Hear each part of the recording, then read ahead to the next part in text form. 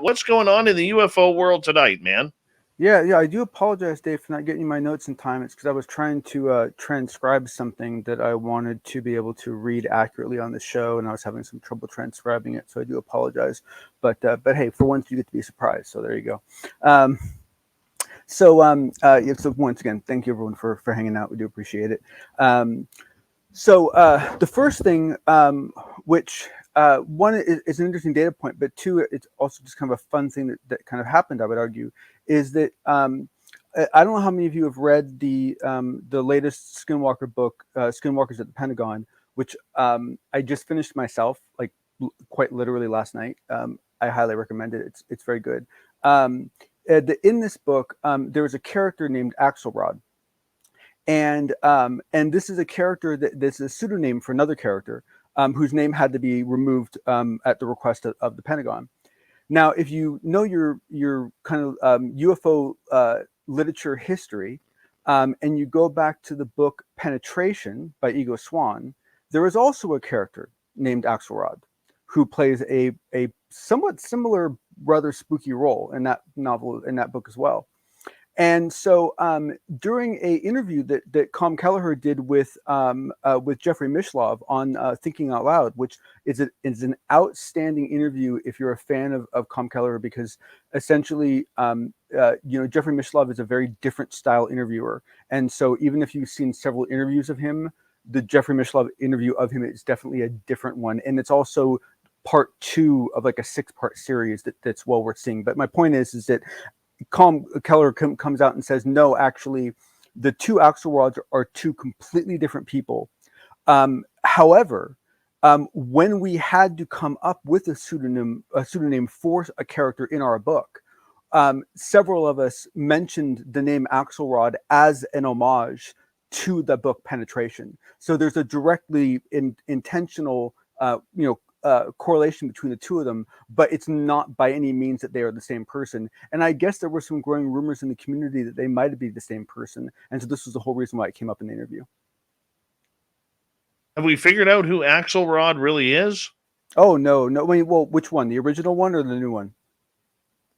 Either of them. I mean, No, this name no. just keeps, even in private chats I'm in, this name just keeps on picking up and gaining some Yeah. steam. I mean, Yeah. I hate to say this, John, and I don't mean anything bad about it, but it almost reminds me of the days of Valiant Thor, Oh yeah, where or Slender Man, or one of these other things where it just becomes this. Yeah, no. I agree with you. I totally agree with you. I'm very worried it's becoming this catch-all for several things. But I mean, let's face it, the fact that whether and look, art writers take some literary license on purpose for the benefit of the reader. It's possible that Axelrod was more than one character. That happens quite often, right? It's possible that in either one of those books, that Axelrod was a combination of more than one character. But whether he was a combination of more than one character or a combination of one character, Axelrod in both books was a real person that had a real serious role to play. And so if anyone ever can find out who they are, it's important information to discover. very cool. Very cool. Is it important to find out this person's identity? Um, is it important from the point of view of does anyone outside of our community care? Absolutely not. Could it move disclosure at all forward? Yeah, actually, in a weird way, it could. In that, essentially, if the knowledge of who he was or she was broke some chain that someone has been following for a long time, that could certainly lend to some disclosure, some information. But I think for the most part, this is a geek thing. This is a fun thing for those of us that are actual real geeks about this knowledge and so forth. And it's just kind of like a fun.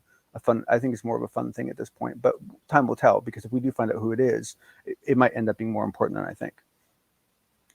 All right, let us move on. What's our next topic tonight? Okay, so the next one is kind of a weird sidestep topic, because what this is about is from a snippet of an interview that was done today where Christopher Mellon and Luis Elizondo were interviewed on oh, I can't remember the name. It like looks at the skies or something like that. But anyway, it was a really good interview, and in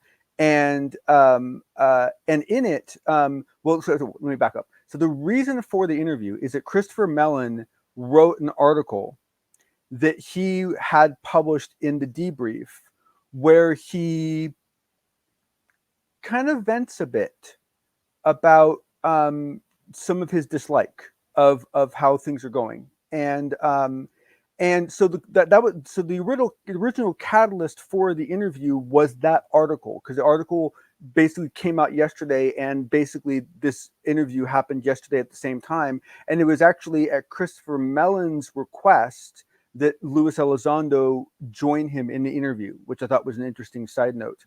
But I don't want to talk about that article yet, because I think it's something that we should probably dive into in more detail. What I do want to touch on is some of the very, very interesting data points that came out during what Christopher Mellon was talking about. And what they were able to get him to talk about is these sensor systems that are available on Earth for detecting things.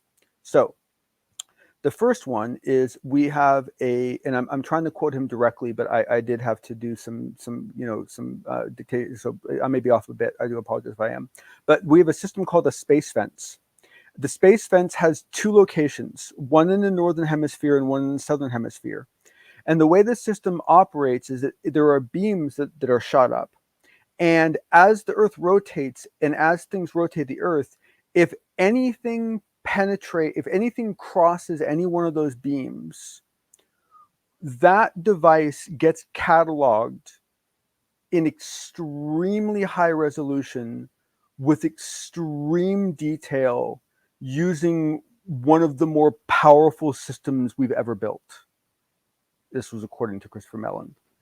And this system is unique to the United States. It is always running, and that there is every reason to believe that system has been cataloging activity for a long, long, long time.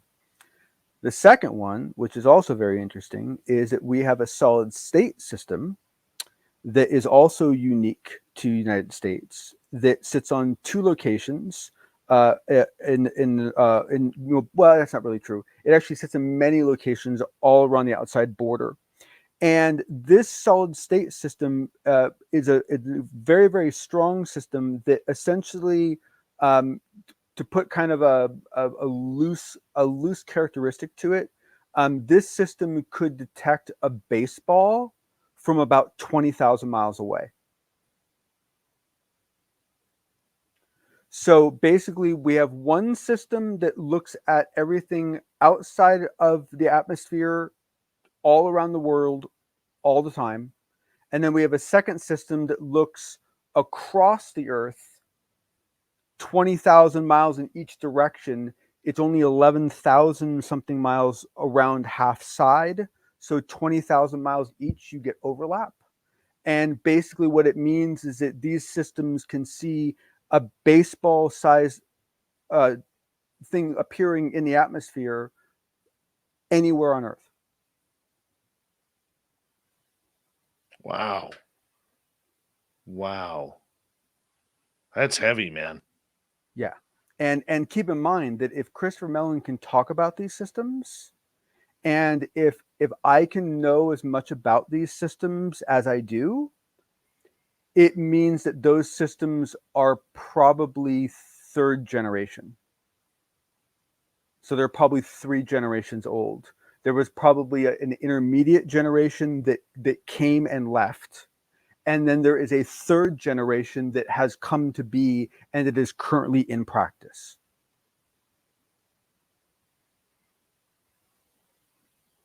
Where does this all go? Where does this all go?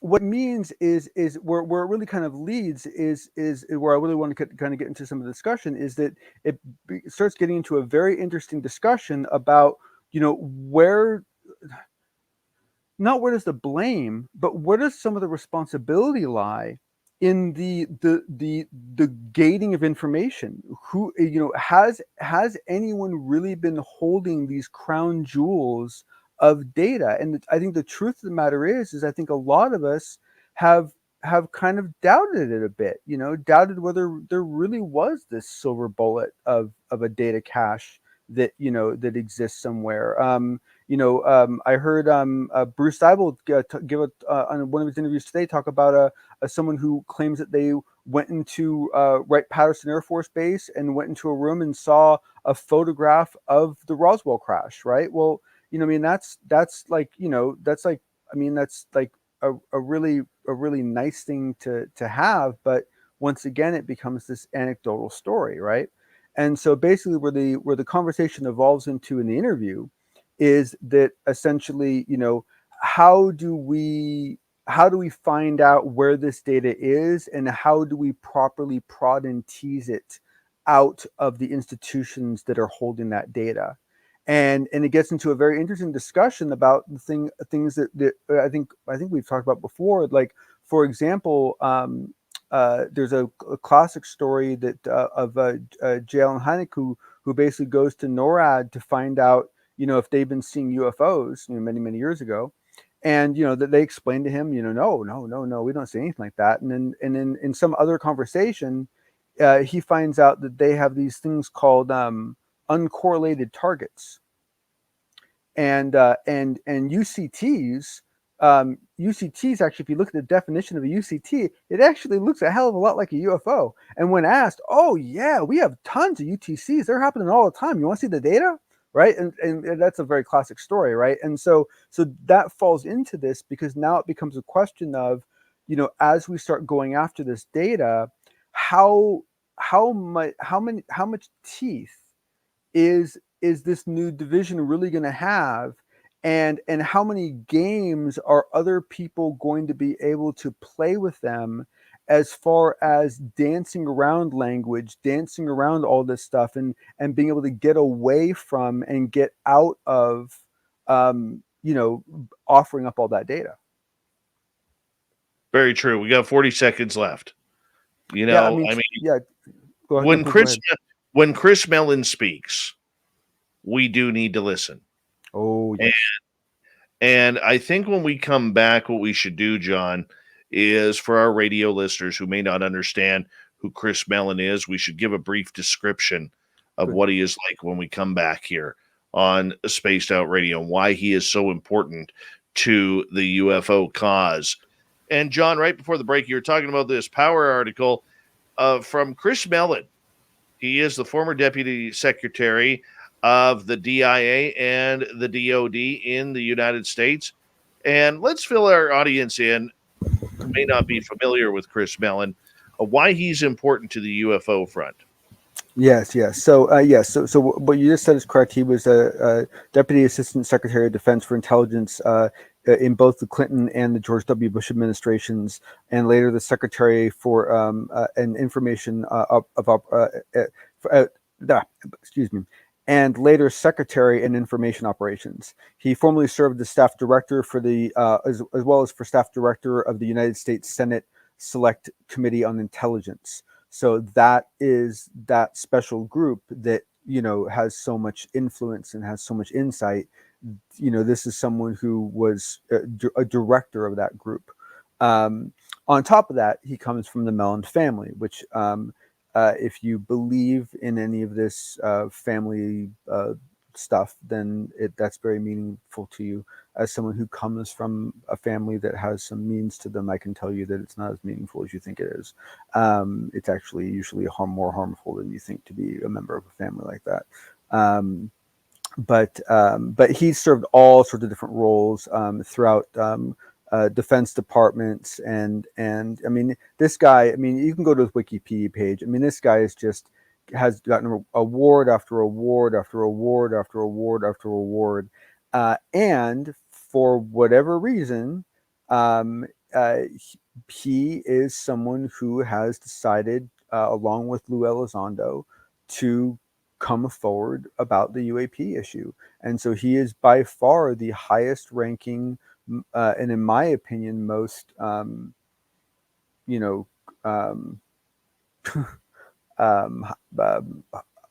reliable, public servant that we've had that come out in support of this challenge. He has a lot of pull at the Pentagon and in Washington, D.C., but does that pull still means, considering what side of the fence he's allegedly fighting on now, still mean that he has a lot of ability to convince politicians and members of these alphabet agencies that UFO disclosure is a good thing? I'll be honest. The one place where being a member of a family does make a big difference is your ability to have access to communicate with others, and so what that means is that even if he had not been the very, very impressive individual that he has been professionally on his own, just who his family is, he would have the ability to exert some influence if it was something that he cared a lot about and threw his whole passion into it. As someone with that family background, with those concurrent family members currently serving in different roles all throughout government, friends of the family serving all throughout government, the reputation that he personally developed while serving. He has some very, very faithful followers, and so yeah, I think he does. I think he could still have influence because of what he did. I think he could still have influence because of who his family is, and I think the fact that he's got both in his camp means that he's still someone that is a very, very influential if he wants to be.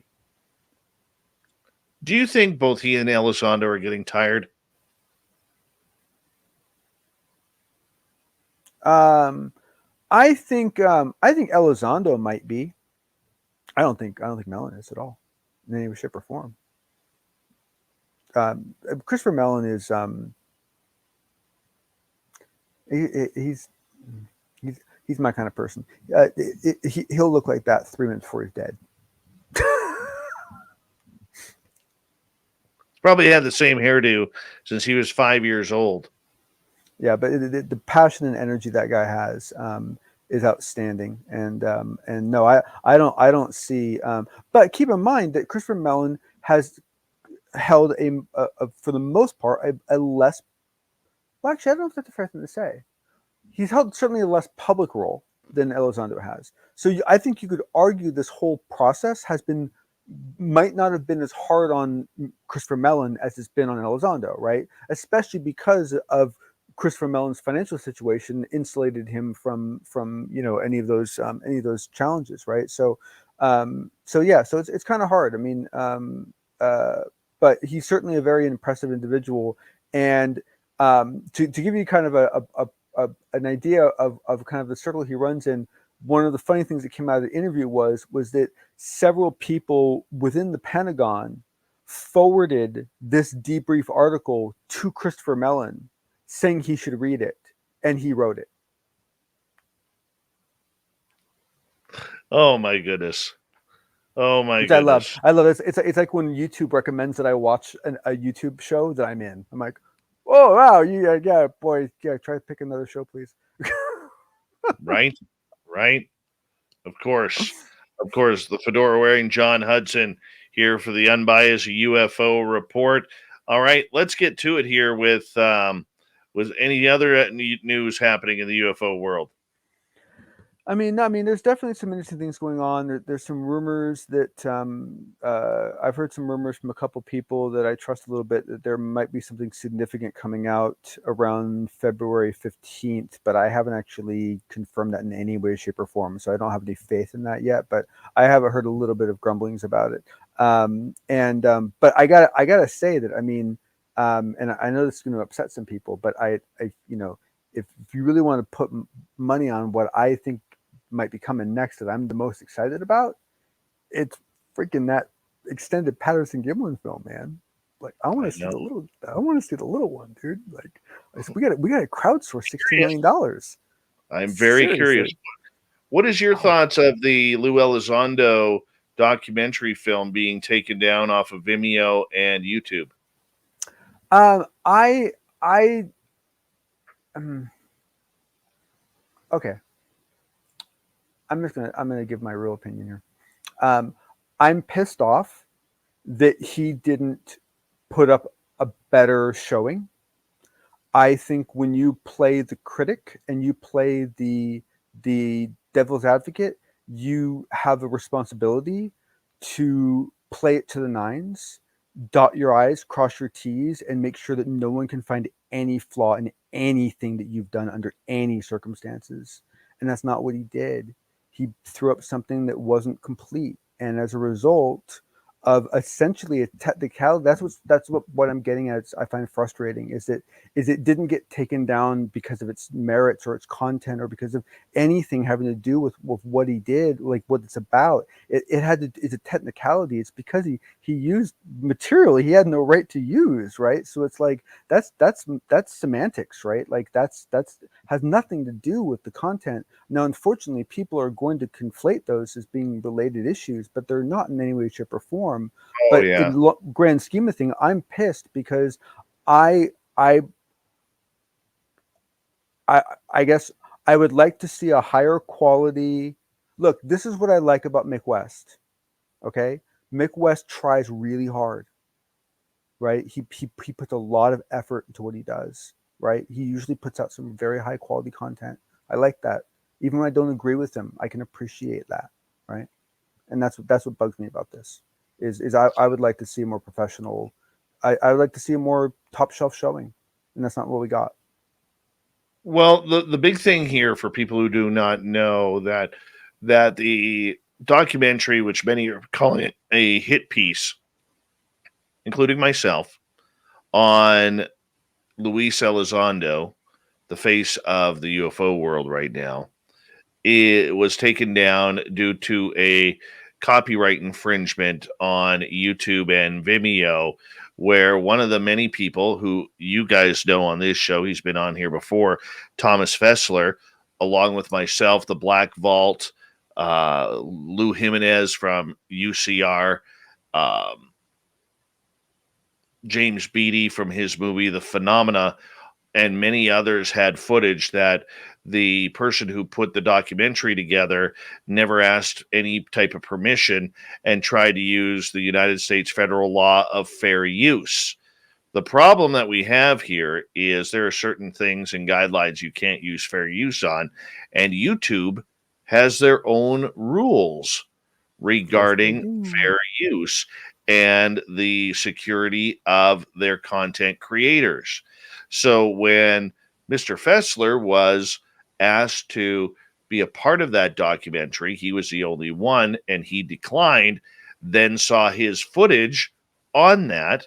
He immediately contacted YouTube and put a strike up against the content creator, which made the movie or the documentary be reworked.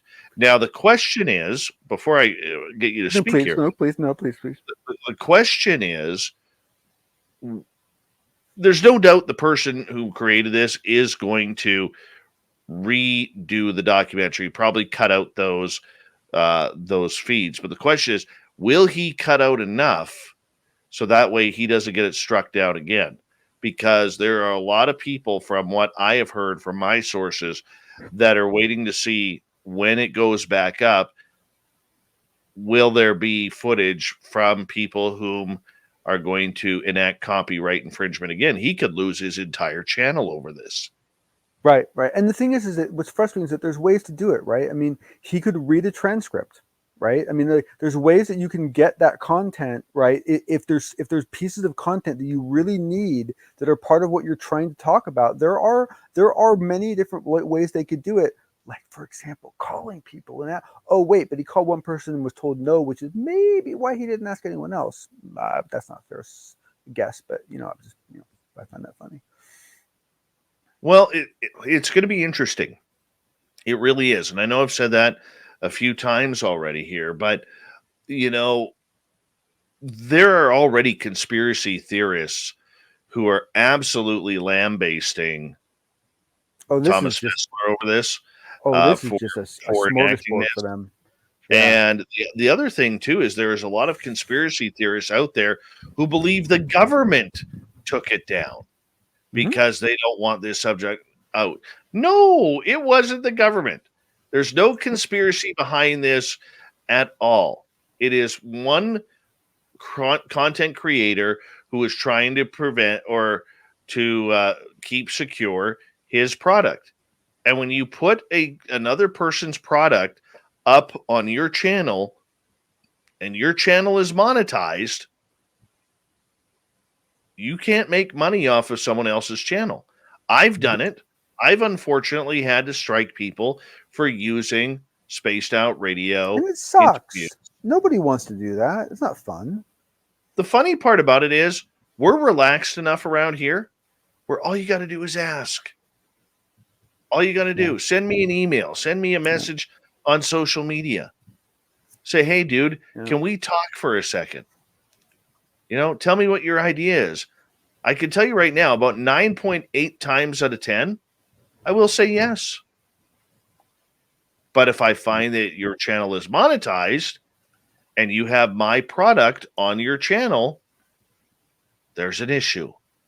Well, that's the thing is once your channel's monetized, you're playing by different rules. I'm sorry. I mean, that's just how it goes. Like once you're monetized, everything's changed. You become a business. I agree.